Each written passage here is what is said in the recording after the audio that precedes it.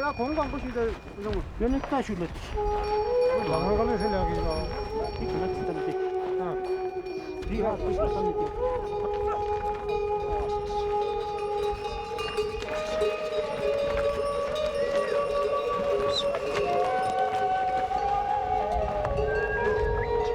It was the third expedition the British had launched on the world's highest mountain.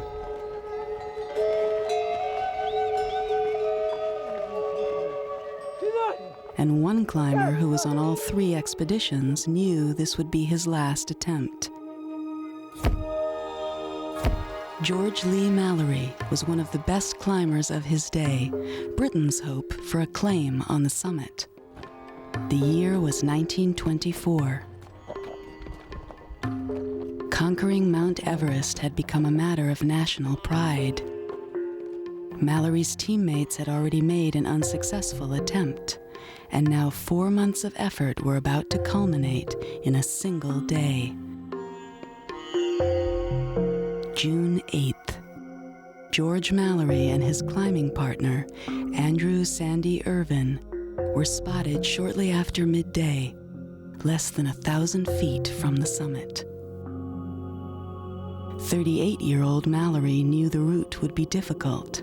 A rock cliff known as the second step posed the greatest technical challenge. Irvin, only 22 at the time, was strong but less experienced. Minutes passed, then clouds swirled in, and the tantalizing vision of Mallory and Irvin ascending towards the summit vanished forever in the mists. The expedition had to accept their companions were lost. Today, a team ascends into the thin air to search for evidence of a body that may be Mallory or Irvin. It was really an eerie feeling. There were lots of corpses around. I want to find this body. I want to find it. I want to know what it can tell us. 75 years after their disappearance, the search reveals new truths.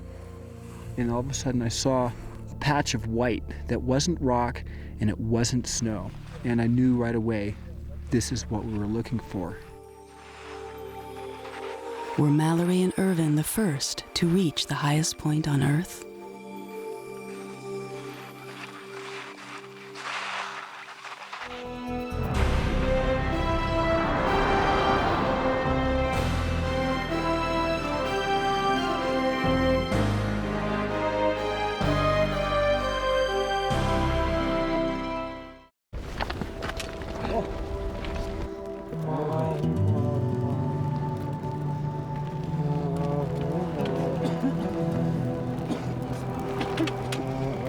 For Tibetans, a deity dwells here. Her name is Chomolungma, and her spirit soars on the highest point on Earth, 1 foot in Nepal, the other in Tibet.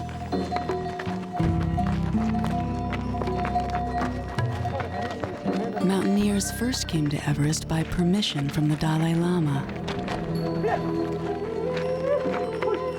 They journeyed several months, crossing the dry passes of Tibet, approaching the mountain on foot.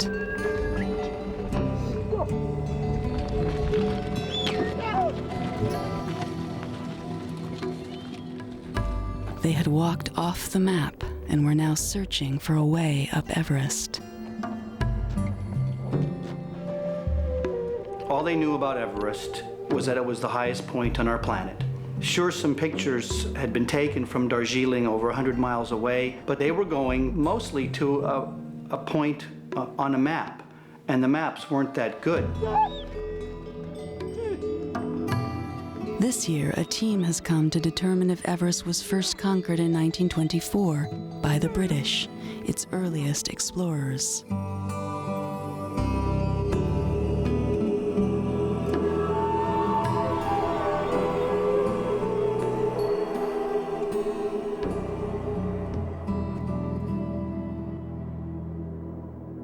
George Mallory and his teammates willingly stepped into the unknown, ill-equipped for the harsh conditions of extreme altitude. Everest was regarded as the third pole. The South Pole and the North Pole had been done, and this was the last big challenge. And no one really knew what it was like. In fact, when they came out for the first time, they thought it might have just been a long snow slope, which they could just plod up. In fact, it's a very difficult mountain to climb, as we know now, particularly if you're wearing tweeds and leather boots. Graham Hoyland has climbed Everest once before. I have to admit I'm quite scared coming back to Mount Everest. I'm not a very strong climber like these other super professional climbers we have here on the team. I found it very difficult climbing at 93. My oxygen seized up. I really feel I nearly died on the descent. So I'm quite anxious about going high on Everest again. But I do really believe that this is something I have to do. I really want to find out what happened back in 1924. Graham's great-uncle, Howard Somervell, was with Mallory on Everest in 1922 and 1924. A talented artist, Somervell was also a surgeon by training. The British climbers who went to Everest in the 1920s are often referred to as gentlemen climbers. They certainly weren't professional mountaineers. They were generally well-educated. Mallory went to Cambridge. Irvine went to Oxford. These were men of privilege. It's so humbling to think of these guys back in 1924 climbing up to 28,000 plus feet, maybe onto the summit in hobnail boots. I've only been above 8,000 meters once, so it's still a relatively new game for me.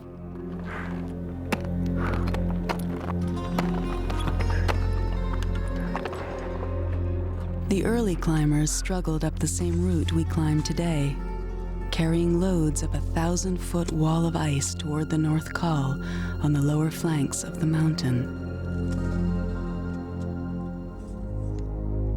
To get here, the expedition has trekked 12 miles along the East Rongbuk Glacier to advance base camp. Ropes are then fixed on the head wall of the glacier to reach Camp 4 on the North Col. Now imagine ascending Everest without today's climbing hardware or thousands of feet of fixed rope. Andy Politz uses a vintage ice axe to demonstrate climbing techniques from the 20s.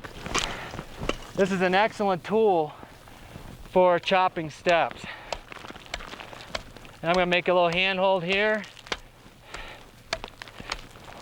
I can step up, chop another step. Chopping hand and footholds was the painstaking method for placing a route up the vertical ice to the North Col. It would take a couple of days to climb the North Col, chopping steps, where it would take a couple of hours to climb the North Col with modern technique. From the perspective of technique and technology, the odds seem to be against Mallory and Irvine being first up Everest.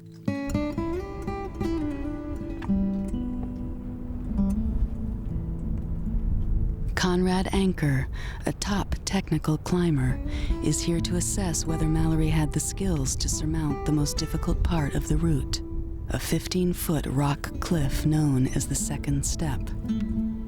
This barrier has stopped many climbers 750 feet below the summit. Today, they use a ladder.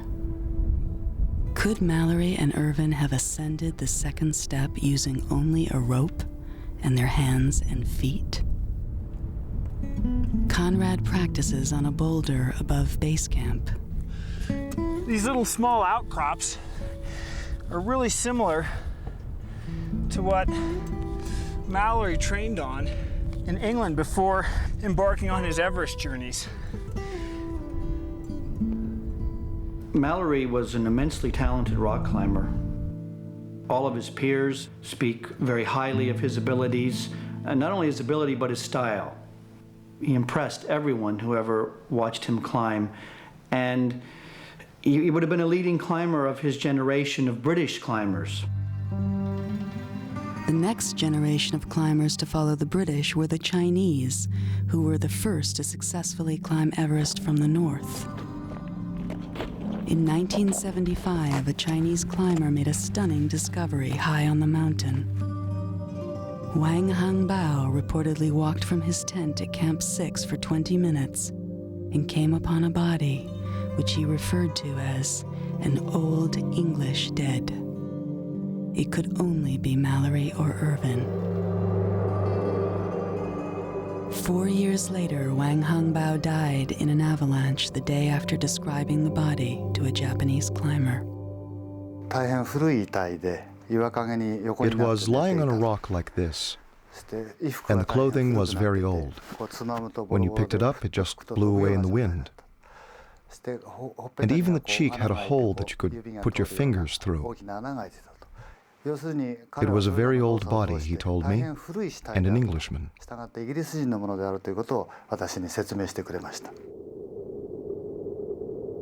One of the most compelling pieces of evidence to understanding the fate of Mallory and Irvin was found in 1933. Andrew Irvin's ice axe was found at around 27,700 feet. For years, everyone assumed it had to mark the site of an accident. No climber, for any reason that I can think of, leaves their ice axe behind. The ice axe was lying several hundred feet above the area where the body was discovered near Camp 6. Experts assumed the body was Irvin who had fallen to his death. To find him, the team will search from the point where Wang Hangbao pitched his tent.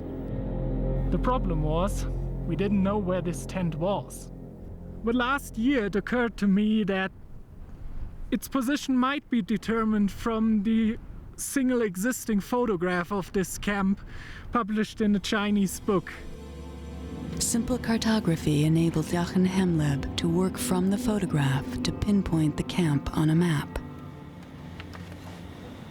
The suspected search area is some 70 to 90 meters, so 230 to 300 feet below and some 600 to 900 feet west of Camp 6. Locating the camp is purely to find a reference point from where to start the search for the body. The search for the body is the main objective.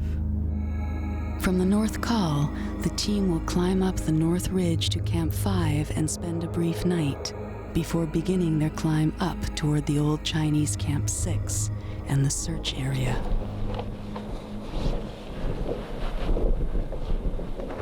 We got the climbing team up in place, and in place is a weird place. 25,500 feet. Get up at 3 in the morning, get walking by 5, first light, treat it like a summit attempt. Get all of us up there and bring all our power to bear on that search area. We could have a heck of a day. The wind-scoured slopes of the upper mountain are free of snow and more likely to reveal anything left frozen on the surface. If a body is found by our efforts, we have several obligations. First is to thoroughly document the site with photos. Obviously, we want to do an examination to see if there's a camera in a pocket or a rucksack. When I was a boy of 12, I met my great-uncle Howard Somerville, who was a great friend of George Mallory's. Now, George Mallory was notoriously forgetful, and he said to my uncle, "Can I borrow your camera? I've forgotten my own." And it was a camera just like this. You pull out the bellows like this, and what you've got is a variable aperture with 4 different holes over the lens. The viewfinder is here, so you look down and you take a picture by pressing this shutter release. So I've come here to try and retrieve my uncle's camera. Can you imagine if we found that camera and we saw the image developing in the lab? If we saw a single figure standing on that summit ridge, that would prove beyond question that Mallory climbed Everest back in 1924.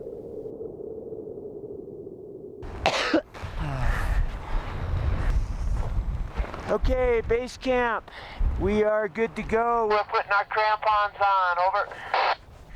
Dave, we are glad to hear this. How is everyone doing up there? Did you have a good night's sleep, over? Negative. We didn't come here to sleep. We came here to climb and search.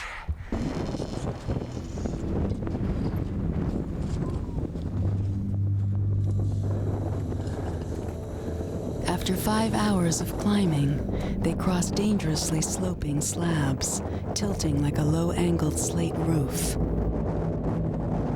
It's all real steep. It's all real loose. We had completely left the area of fixed ropes and tracks, and now we're getting out on this stuff where you're not necessarily supposed to be able to walk here. It hasn't been done before. Breaker, this is Dave. Okay. Can you give me a bit of a clue where you are at the moment? Are you in that gully leading up to the old Camp 6 site? We're just getting into that gully. You should be able to start seeing us soon, over.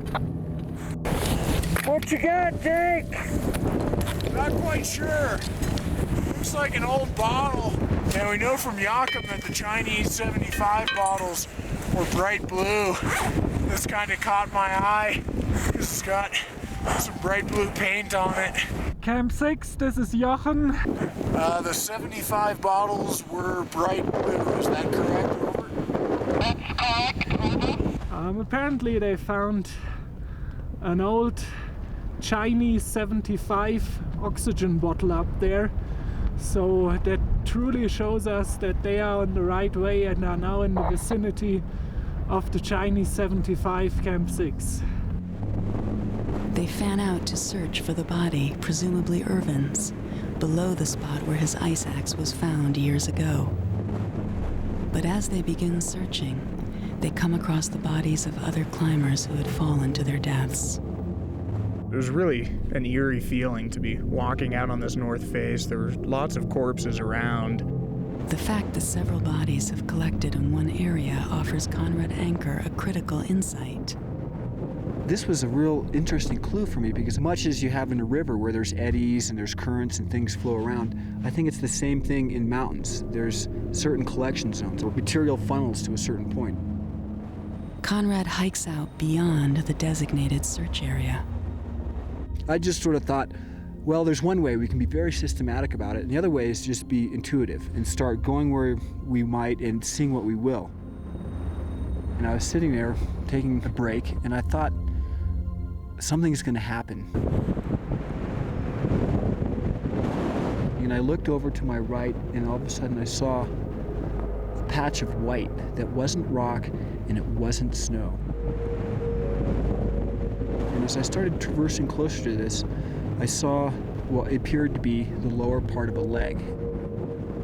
I saw hobnail boots, old clothing that was all natural fibers, wool and cotton, and I knew right away this is what we were looking for. Group meeting! Mandatory group meeting! Over! Quickly unzipped it and said, "What?" I could see Conrad waving like this. Knew immediately that he had found something, and I went racing down.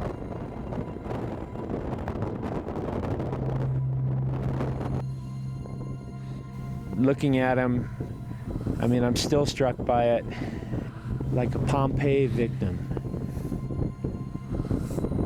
We were all just stunned into silence.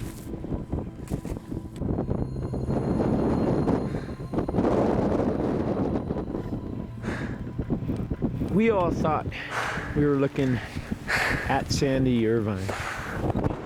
I went as far as scratching out a little tombstone for Irvine, saying, 1902 to 1924. And I noticed that right around pretty much the clothing on his back was ripped off aside from his collars. And I noticed some tags there. This one. Here, wait, this is George Mallory. Really? George Mallory. Oh my God. Oh my God. It said G.L. Mallory. See that? George Mallory. Oh my God.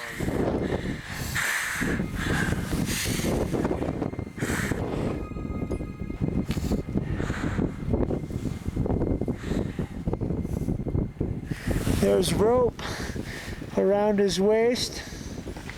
Yeah, right here you can see fold in the skin from pressure by the rope. Also a black and blue that's still in the skin.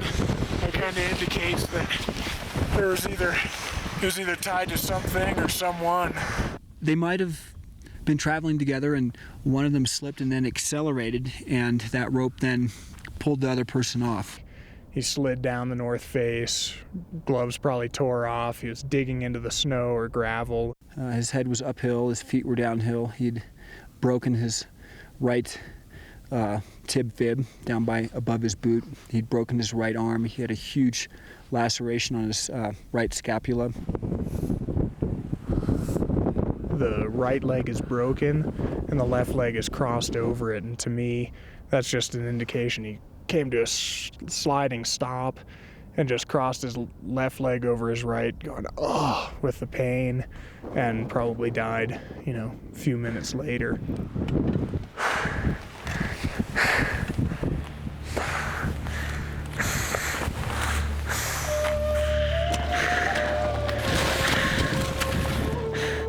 The Lord is full of compassion and mercy, slow to anger, and of great goodness. As a father is tender towards his children, so is the Lord tender to those that fear, for he knows of what we are made. We didn't find the camera. We looked fairly hard. I hadn't really been fascinated by the Mallory and Irvine mystery as much as I am now. Now I'm a part of it. George is someone I've met. You could see the vitality in this figure, and you could sense something of his determination. I know they could have made it, and I think they did. And I'll continue to believe that until there's conclusive proof otherwise. Let's face it, he was ready to die trying to do this. And so, yeah, my mind has changed. He might have done it. And that's why, right now, my curiosity is stronger than ever. I need to go back up there and find what I can.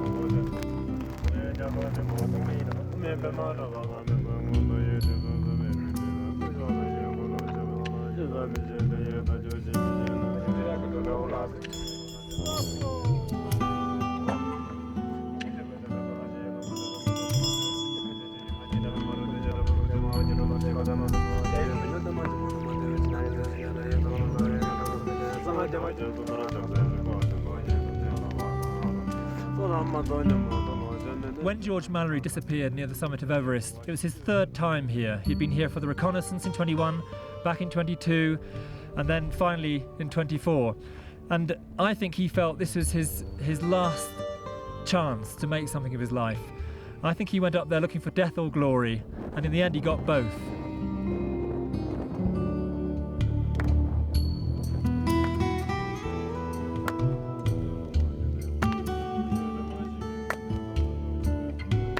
I think the one thing that I'd always imagined was that he just sort of laid down and died of exposure, having not got back in the dark.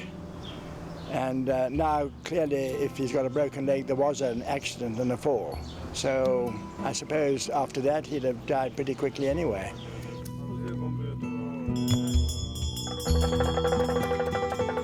I think you spend enough time in the mountains, you got to make peace with death. That's a reminder to make sure every step counts.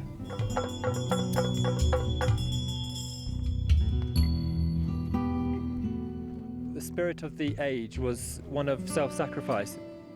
They just had a lot of deaths in the First World War, and I feel that Mallory felt this is something worth dying for.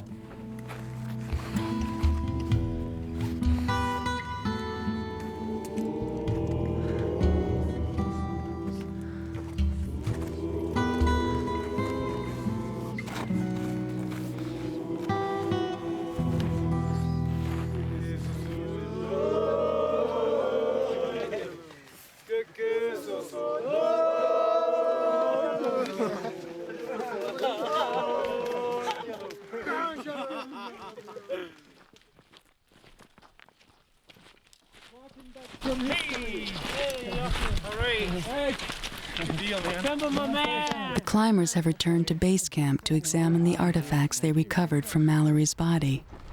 Then they'll head back up Everest to search for more answers, closer to the summit. Oh, yes!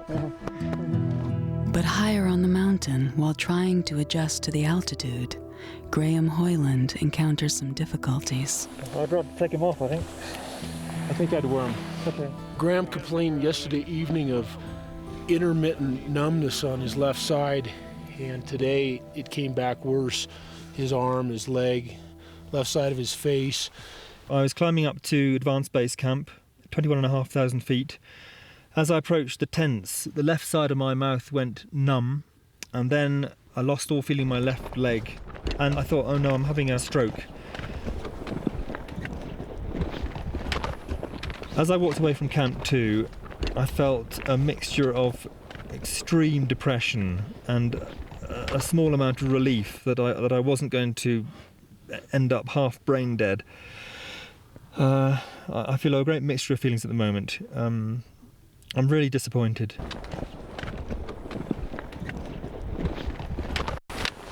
Sounds like he's having some ischemia in part of his brain, which caused some numbness on his left side.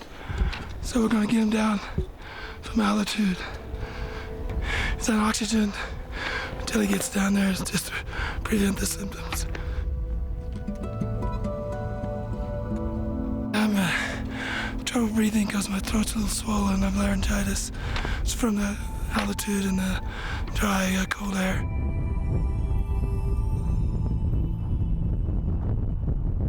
My one personal trouble has been a cough, Mallory wrote to his wife, Ruth. In the high camp, it has been the devil. I couldn't sleep, but was distressed with bursts of coughing fit to tear one's guts and a headache and misery altogether. Why on earth would you ever come back, leave your family behind, take on a dangerous endeavor? George and Ruth had a young family, 3 children under the age of 8. He left when I was 3.5 the last time, and during those 3.5 years he'd been twice to Everest. And those days you didn't fly, you went the slow way, and it took a long time. He walked all the way from Darjeeling to Everest, all the way back. So he's probably away 5 to 6 months each time. I don't think I ever saw much of my father. It's a dangerous mountain. Everest is a very dangerous place. George Mallory came here 3 times and died, and oddly enough, this is my 3rd time in Everest. Part of me was really scared about coming this time, and I'd rather go home. This is the main stash. Clothing that we cut away and artifacts that we found.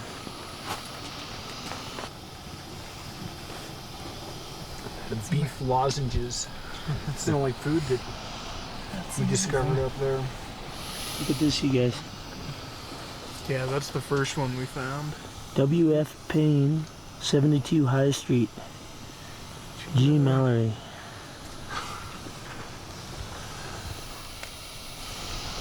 Did you guys see all the blood? I sure didn't when we were on the mountain. Yeah, I noticed a little bit in here, but that's a lot more than I'd seen. This is the upper from his boot. George Mallory's knots. This was a sock, not very thick. I can remember reading about him taking an altimeter, and it does go to 30,000 feet, which in 1924 must have been somewhat unique. Probably since people didn't go that high, I doubt the instruments did. The glass was broken out when we found it, and no hands. I think we all thought we were going to look at it and solve the riddle right there, you know. MEE number 2. Mount Everest Expedition number 2. Yeah, it's handy. They probably made a couple special just for the 1924 trip.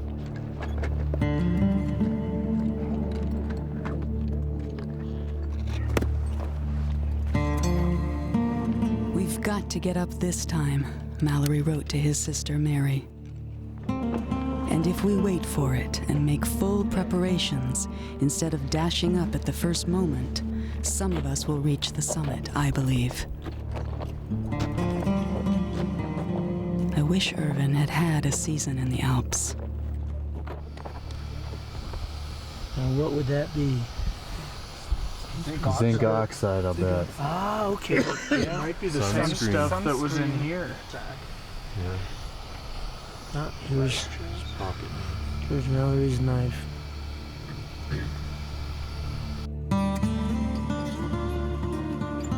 I wonder if the monsoon will give us a chance.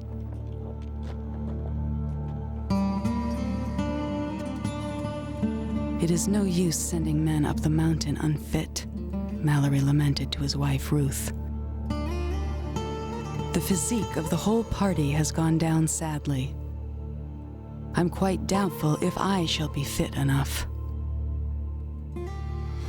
When Jake pulled these out of his pocket, that meant that they were climbing down after the sun had gotten down. So we're assuming from this that they were coming down when they fell.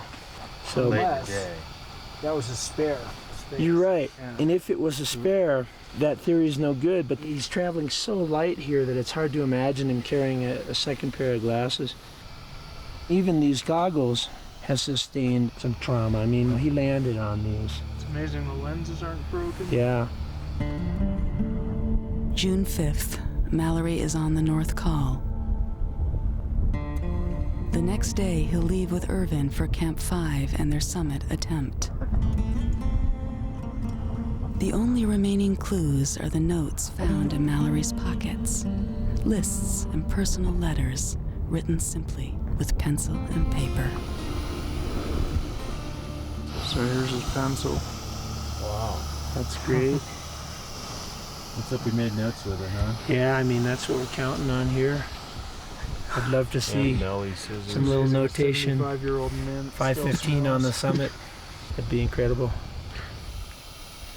And he had these notes folded up in his fine bandana. Lots of note taking. George J. Mallory, Esquire, matches, mixed fruit, macaroni. Dear George, written April 2nd, 1924. Good luck to you, your affectionate brother Trafford. So that's what we have of Mallory's clothing recovered from the body. A set of cotton underwear, front of the chest and the sleeve, followed by a silk shirt with the collar still buttoned up. And as a next layer, warmer layer, a flannel shirt, also the sleeve with the button remaining. Then these pieces of woolen clothing, and then his outer windproof cotton jacket. That is what he had, and he went to well over 8,000 meters on Everest. You can imagine what the human effort was on that final climb of Mallory.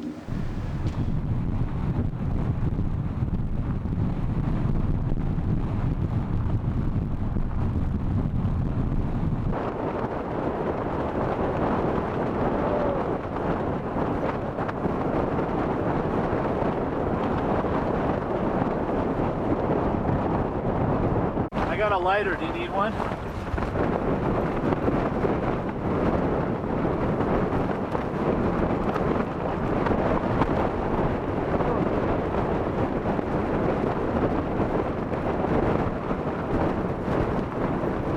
It's not gonna happen. There's too much snow in the container right now. Alright, put it on the floor then. Should have one. The needle. Oh, it's been blowing so hard. We've had to take the pot of water out of the stove because it's bouncing so much. Water's shooting everywhere.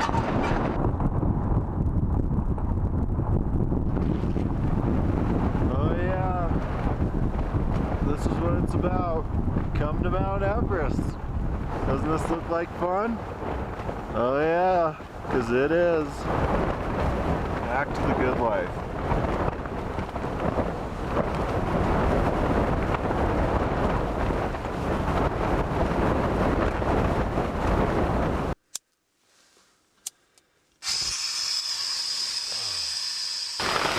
I don't know about you, but I'm going to plug into some O2. That always helps. Keeps you warm. This will keep me sleeping comfortable.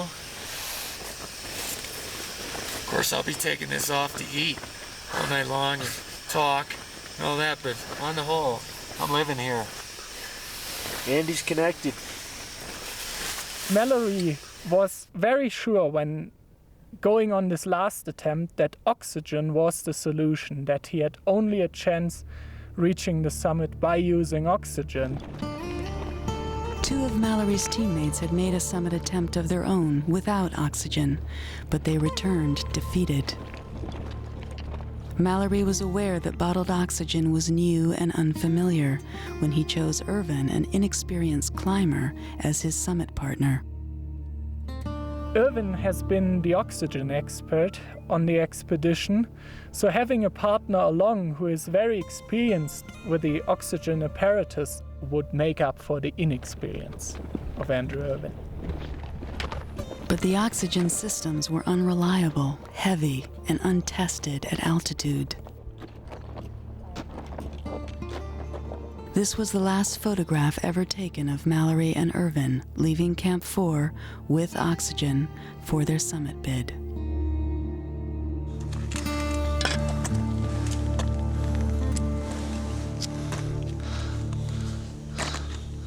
All right, making our way to Camp 6 today on a beautiful day. Everyone's feeling good. Sherpas are right behind us. They've come all the way from Camp 4, climbing with Aldos, and they're catching up to us. Just incredible. Hong Pasong and Dawa. Namaste! Atitambu! Tiger of the snow! Mamma mia! Dawa!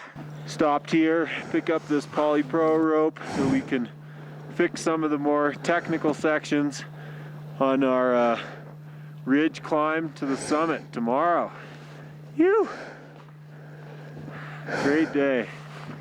Nice to be out of the tent. We've spent the last 3 days sitting in the tent, getting our butts kicked.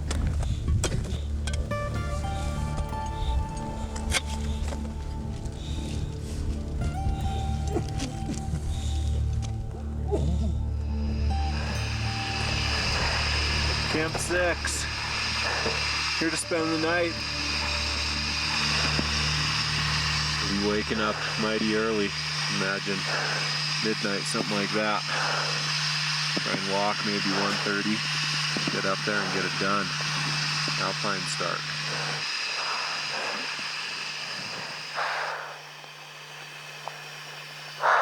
Everything's going over your mind. You're thinking, wow, here I am.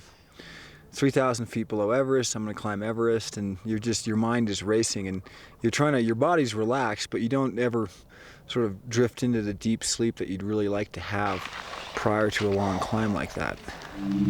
Above Camp 6, they enter the area known as the Yellow Band. The Yellow Band is a series of terraces. Everything slopes down, and it's a very awkward angle for climbing, but it's also a very dangerous angle because it's what we would call steep scrambling. Conrad, this is Eric. Do you copy? Got you loud and clear, Hammy, over. How you guys doing? It's pretty nice up here, other than the cold, over. Copy that. It's still early, Conrad. 6 o'clock in the morning, another couple hours. It should be warming up on you guys, I hope. Roger, roger. So I imagine for the climbers in 1924, it was a really big challenge, the Yellow Band. It's at this section that I believe that Mallory and Irvine fell. That's why Mallory's final resting place is where it is. It was a straight line from there.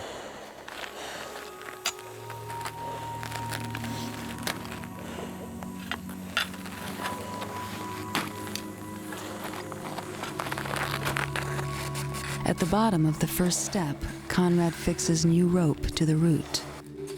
There's a lot of fixed rope on the mountain, and a lot of it's suspect and it's old. And I clambered up this one section and fixed new rope there so the 6 of us that were in our climbing party could then climb up this safely.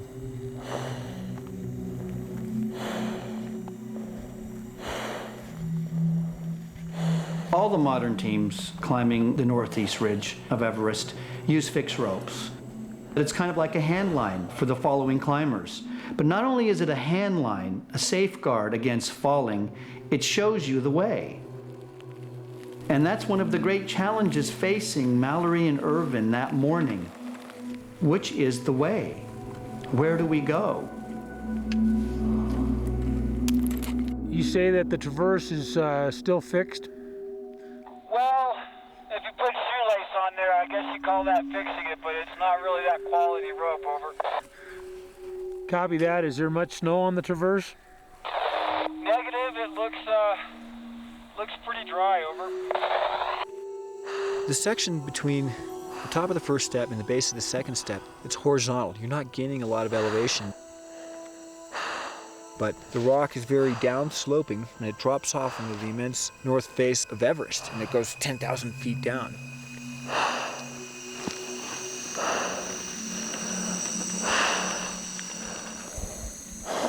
Mallory was an immensely talented and experienced alpinist. Irvin was woefully inexperienced as a climber. I don't think he'd been much higher than 14,000 feet. And high on Everest, where the higher you go on the northeast ridge, the climbing becomes more difficult.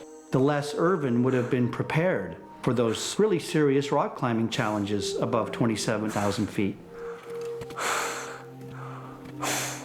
It's very difficult up there. It's not an easy, moderate snow slope the whole way. Above the yellow band, the rock quality really diminishes. You're working with friable, small, fractured rock that is very difficult to protect.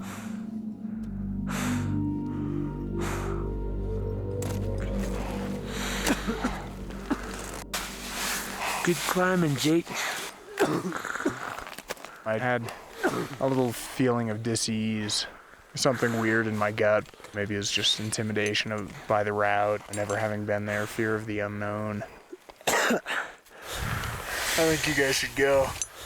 I'm pretty psyched. I feel good about this weather. Huh? Yeah. Tap actually said it first. He said he just wasn't feeling sure that he wanted to go on, and I seconded him on that. I personally am feeling pretty tired, and it looks like there's a lot of work ahead, and don't feel I could give my full attention on the descent under those circumstances, over. I see some parallels with Tap and my decision with regard to Irvin more than Mallory. I think Mallory, he was very focused and would have kept going almost at all costs. Irvin, on the other hand, it was his first time. He's 22 years old. He hasn't climbed all that much before, and I think he probably would have felt a lot like Tap and I did.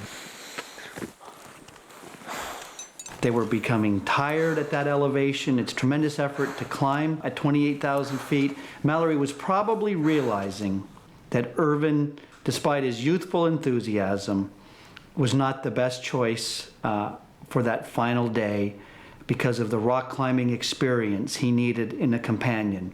And being the careful mountaineer that he was, he probably said, let's turn back. That's affirmative. Dave and Conrad are together, approaching the base of the second step right now, over. Okay, copy that. At this point, we'd gone from a climbing team of 6 of us. All of a sudden, it was just Dave and I.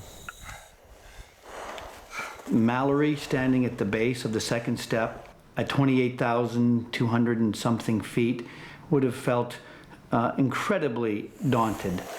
Hard to say what they did up here.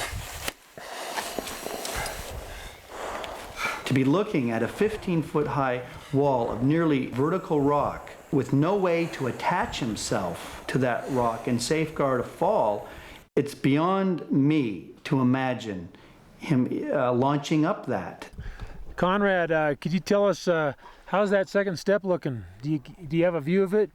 Yeah, we're looking right onto it, and that ladder just to the left of it's the crack, and it's going to be shady, but you can't get this far and not give it a go. Over. Right on, right on. It was overhanging, it was loose, it was awkward. Gotta give it a try.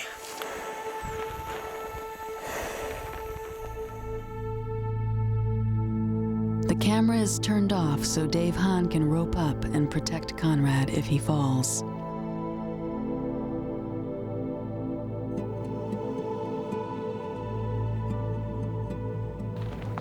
Conrad, this is ABC. Go ahead. Hey, Eric and friends at ABC just topped out of the second step. I opted for the off-width that's just to the left of the ladder. Conrad had been able to free climb the fat crack to the left of the ladder. He described this as being an off-width, which is quite an awkward sized crack. It means it's too big for feet and hands, and as it turned out, he ended up using his knee. He crammed his knee in it and was able to shimmy his way up. Copy that, Conrad. Nice job. Way to go. Where's Dave? He's tooling up the ladder right now as I speak. Over. Okay, sounds great. I take it you guys are still going to go and try to tag the summit? You bet. This close. Weather's good. There's not a gust of wind. If it's 2 hours from here, we should be okay. Over. We just got done getting up the second step, Dave and I, and we've got the summit pyramid. Looks tantalizingly close, but I know it's a bunch of suffer points away, so that's where we gotta go. Did George climb the second step? I'm a bit skeptical. It's really difficult to climb, and the consequences of falling there and cracking my ankle were very severe. I think they got somewhere between the first and second step and then turned around. After searching for clues from Mallory's belongings, Conrad and the others learned that there is no proof that Mallory or Irvin reached the summit. They discover the only concrete evidence in the mystery is their own experience on the summit day. The odd twist of circumstance in this discovery is that our climbers never actually found the body they were looking for. Wang Hengbao described a person in a sitting position and with a hole in his cheek. And that's not the body that Conrad Anker found in 1999. That body, as we know, is face down and has been that way probably since the day of the accident. Is Irvin still up there, lost on Everest, with the one piece of evidence that could solve the mystery? We didn't find the camera. Yeah, there's still speculation whether they made it to the top, and there will be without the camera. And if someone needs to survey the area.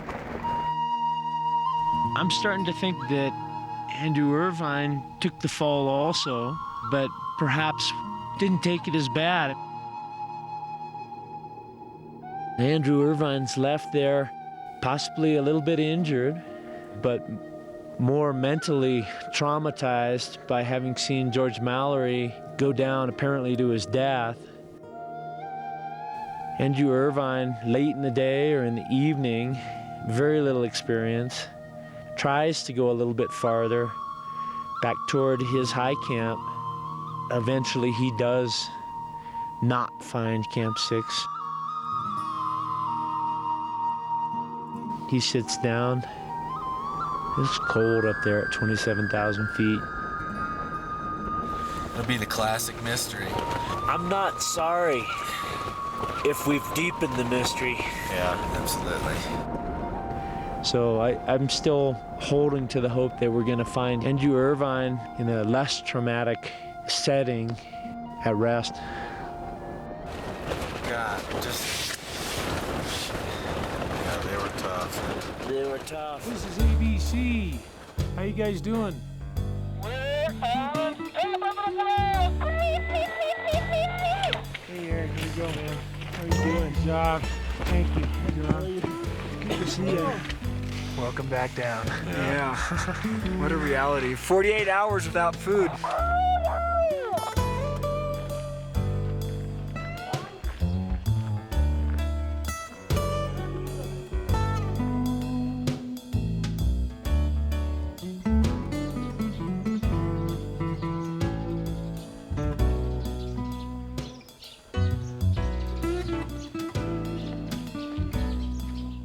Everything I've heard about Mallory especially is that, this was his third time to Everest. He was going for the summit, and he wanted the summit.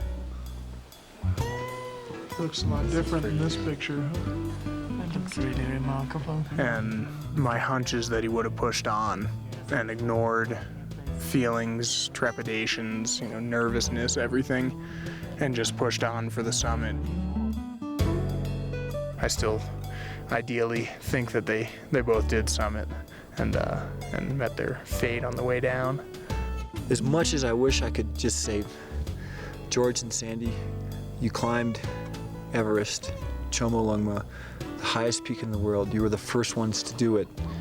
I find that given the severity and the technical requirements of this route and the standard of climbing in 1924, I find it improbable. Hey! Who's yellow? Who's yellow? Oh, got me. Oh, yeah. Oh. My favorite time. How are you? Good? Oh.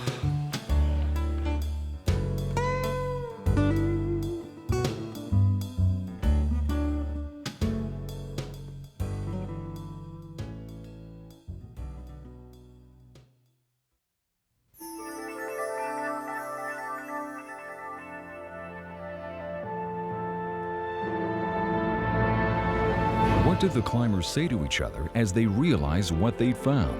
Hear the actual radio transmissions on NOVA's website.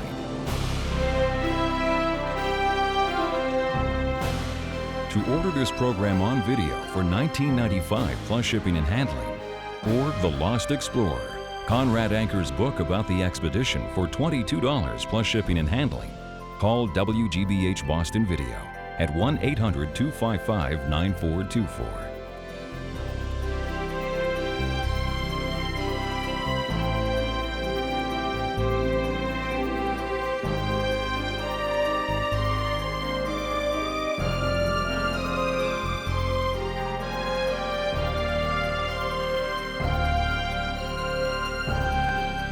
Okay, here we are, top of Everest. Mallory Irvine Research Expedition. Everything's gone well. On top of the world. We're looking good.